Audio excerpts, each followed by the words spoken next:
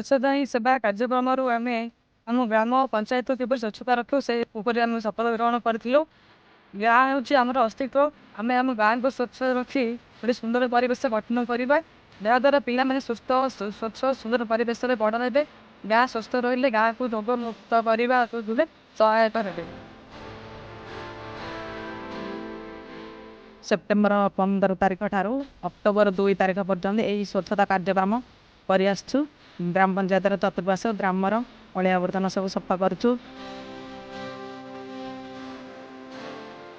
जिला प्रशासन आनुकूल्य आमर सफाई कार्यक्रम जारी रहुछि एवं एतिरे समस्त महिला माने समस्त एसएचजी ग्रुप माँ माने जनसाधारण एवं समस्त युव व्यक्ति को लेकिन सफाई कार्यक्रम चली रही ए स्थल में समस्त सचेतनता वार्ता देवाई समस्त जनसाधारण माँ मान को लेकिन एक आमर शपथ पाठ कराइलु मास रैली कलु ता सहित आमर सफा सुतरा गाँव में कार्यक्रम करागला ता सहित पोखरी सफा करागला एवं ता सहित मंदिर सफा करागला एवं ड्रेन पर सफाई कार्यक्रम चलुची जिते प्रकार स्वच्छतार कार्यक्रम राज्य सरकार अच्छी ये ग्राम में आज से